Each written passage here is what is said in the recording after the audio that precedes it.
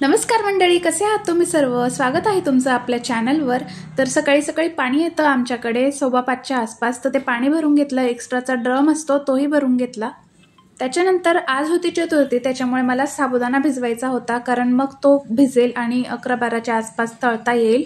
खरं तर मी रात्रीच भिजवायला हवा होता, पण म्हटलं जाऊ दे, पहाटे पहाटे पण भिजवला तरी पण छान भिजेल. नमस्कार मंडळी, माझा आवाज तुम्हाला येतोय का नाही माहिती नाही, कारण सकाळ सकाळी आणि सगळे झोपलेले आहेत किंवा आत्ता जागं होत आहेत, तर जोरात बोलणं पण योग्य वाटत, एवढ्या सकाळी सकाळी ओरडायला पण योग्य नाही वाटत. आणि वातावरण बदलतं आहे ना, तर माझ्या घशात आता खरखर व्हायला लागलेली असं माहीत नाही, काही बाहेरचं पण खाल्लं नव्हतं, पण का बरं असं होतं आहे. आता मी इथे अर्धा 1 तास चालेल कंटिन्युअसली. त्याच्यानंतर गरम पाणी घेते.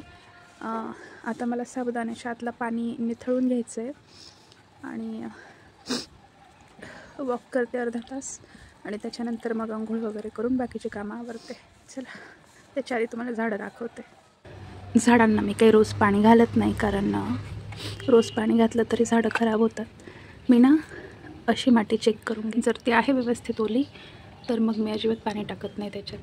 ठरवलं तर होतं मी की अर्धा तास वॉक करायचा, पण झालं काय, मला खोकला इतका येत होता आणि त्याच्यामुळे मला खूप त्रास होत होता. कंटिन्यू खोकलत होते मी, त्याच्यामुळे मी 15 मिनिटाच्या आसपासच वॉक केलं असेल, त्याच्यापुढे काही केलं नाही, कारण थंडी पण खूप जास्त होती आणि घसा पण खूप खवखवत होता माझा. म्हटलं ठीक आहे, दुसरे कामं तर करून घेऊया. तर ना धुवायला कपडे काढलेले होते आणि म्हटलं सगळे कपडे एका जागी करून घेऊया, म्हणजे वेळेवर मग पटकन धुता येतात. तर त्याच्यानंतर मी बेडरूममध्ये गेले आणि लाईट वगैरे ऑन करून म्हटलं आता सगळे कपडे काढू, जे जे कपडे धुवायचे आहेत ते. तर सगळे कपडे निवडून घेतले आणि त्याच्यानंतर विचार असा होता माझा की मी मशीनला कपडे लावावे आज, कारण कपडे जास्त होते. तर सगळे कपडे घेतले आणि मग म्हटलं आता जाऊन लावूया मशीनमध्ये, कपडे टाकून येऊया. माझं काम झालं आणि लगेच लाईट्स ऑफ केल्या मी, कारण मग हे चिडचिड करतात, हे झोपलेले होते. तर मशीनला मी सहसा कपडे लावत नाही. त्याचं मी एक कारण पण सांगते तुम्हाला की मी रोज का कपडे लावत नाही. आणि ही धूळ आहे ना, याच्याने येते, जी खिडक्या असतात ना त्याचं ओपन राहिलं ना तर खूप धूळ येते, म्हणून मी हा कागद अजून काढला नाही. तर हे बघा, इतके क्षार आहेत आमच्या पाण्यामध्ये, त्याच्यामुळे इतकी महागाची मशीन आहे म्हटलं, तर त्याच्यामुळे मी रोज मशीन अजिबात लावत नाही.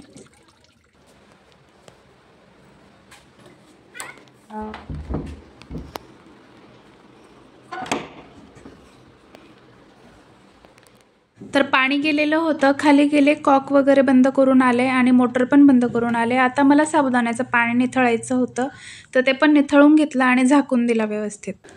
आता मस्त दिवस उजाडायला सुरुवात झालेली आहे आणि इतकं छान वाटतं आहे, इतकं छान वाटतं आहे लिटरली. म्हणजे मागे तुम्ही एकदा बघू शकतात, म्हणजे सूर्य ना डायरेक्ट मी जर इकडे उभी राहिली ना तर मी डायरेक्ट सूर्योदय बघू शकते. इतकं छान वाटतं आणि मी रोज ते बघितल्याशिवाय घरात जात नाही, कारण मला खूप फ्रेश वाटतं त्याच्यानंतर, आणि एक नेक्स्ट लेवल फिलिंग असते. थांबते इथे, आंघोळीला पाणी ठेवते, तोपर्यंत इथं उभी राहते. आता सगळे लाईट्स ऑफ केले मी सगळ्यात आधी, कारण आता दिवस उजेडायला सुरुवात झाली, त्याच्यामुळे काही आता लाईटची गरज नाही एवढी.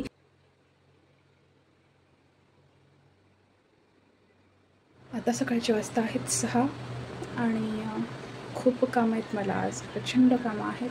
तर ती कामं आता होतच राहतील, पण दिवसाची सुरुवात जर छान झाली ना तर दिवस पण छान जातो. तर आता मी सगळ्यात आधी फ्रेश होते, देवपूजा करते आणि मगच बाकीची सगळी कामं करते. तर आता मी आंघोळ केली आणि खूप लवकर आंघोळ केली नव्हती, कारण मला ना थोडी खरखर होत होती, खूप त्रास होत होता. तर थोड्या वेळ मी आराम केला आणि त्याच्यानंतर मग आंघोळ केली. त्याच्यानंतर डोक्यावरूनच आंघोळ केली, कारण मला थोडा थकवा जाणवत होता त्याच्यामुळे, आणि खूप कामं आहेत दिवसभरात, आणि डोकं धुतलं का मला फ्रेश वाटतं.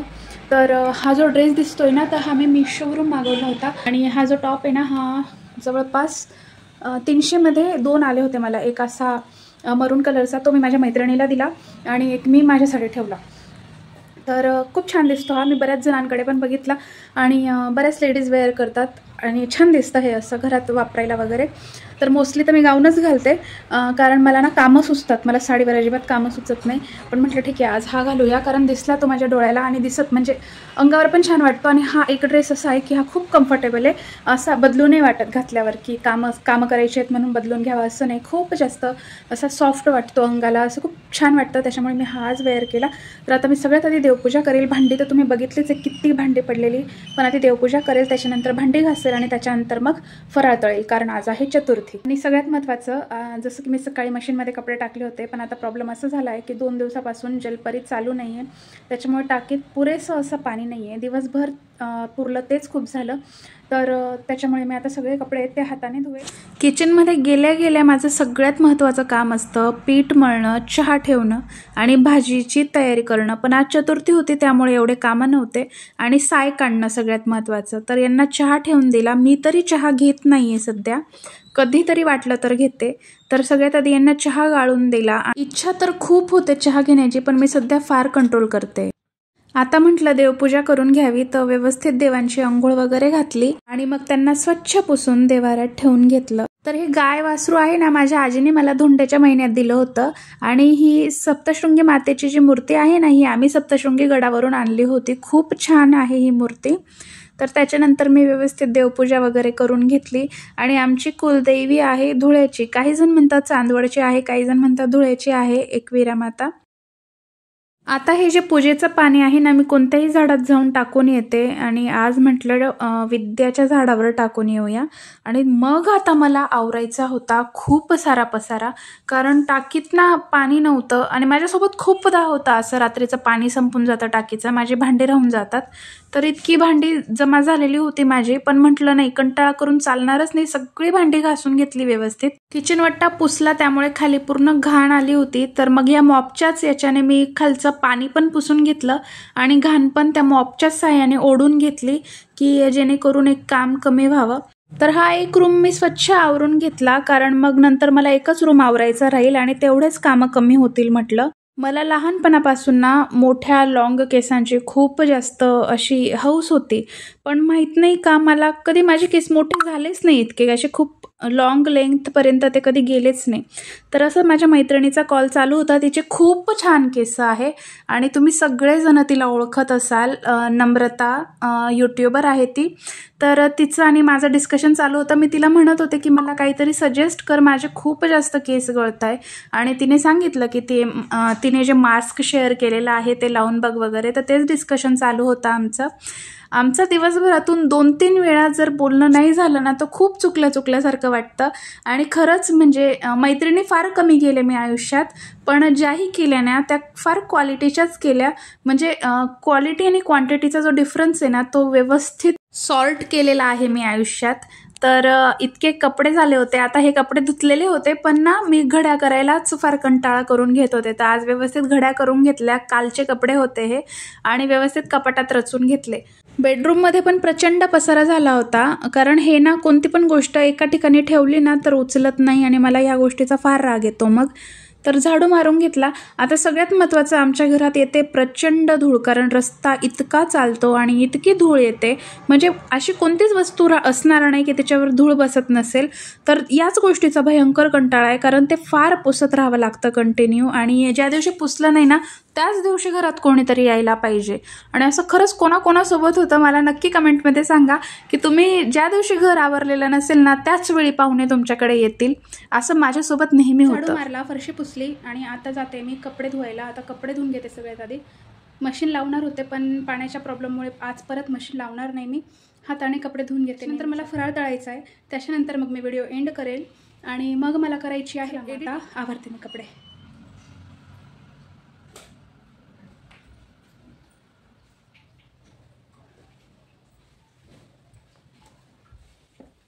कपडे धुण्यासाठी गॅलरीत जागा आहे, पण मग मला आता पाणी व्हावं लागलं असतं तिथे, आणि अजिबात वेळ नव्हता माझ्याकडे. मला खूप फास्ट सगळं आवरायचं होतं, त्याच्यामुळे म्हटलं ठीक आहे आज बाथरूममध्येच सगळं आवरून घ्यावं आणि पटकन होऊन जाईल म्हटलं आज काम, तेवढंच काम कमी पडेल.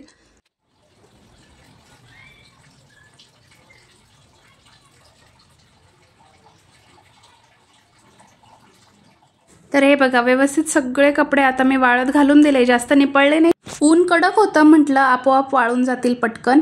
तर सकाळी वाटलं नव्हतं की फूल येईल झाडाला, पण छान फूल आलं. तर सकाळपासून पहिला ग्लास घेतला मी पाण्याचा आणि थोडं शांत बसले. त्याच्यानंतर शेंगदाणे घेतले भाजायला. त्याच्यात कढईचा इतका जोरात चटका लागला. साबुदाण्यासाठी सगळ्यात महत्त्वाची गोष्ट माहिती आहे का काय असते? तुम्ही तो कसा भिजवला.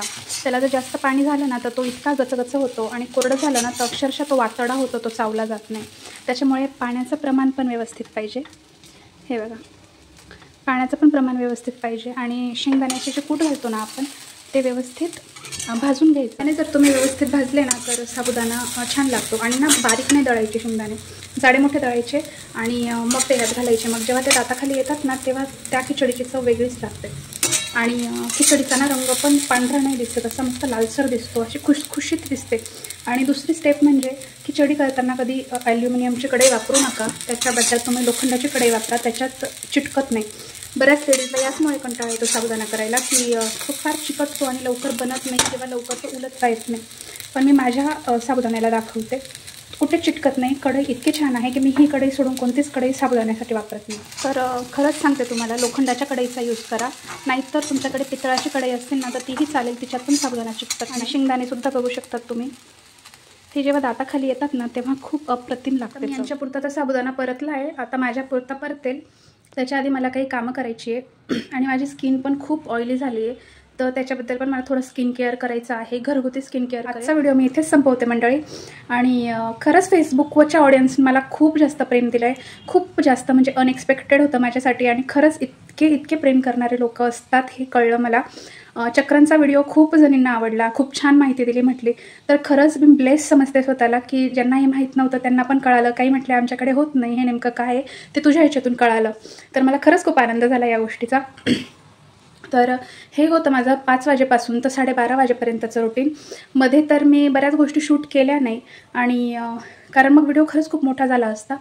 तर मंडळी, कसा वाटला तुम्हाला? खरंच खूप मेहनत घेते मी आणि अपेक्षा एवढीच आहे की तुम्ही एक लाईक करावं, सबस्क्राईब किंवा फॉलो करावं आणि मी खूप प्रयत्न करेल तुम्हाला चांगल्या गोष्टी देण्याच्या. नेक्स्ट व्हिडिओमध्ये फेसबुकवर बघत असाल तर फॉलो करा, यूट्यूबवर बघत असाल तर सबस्क्राईब करा.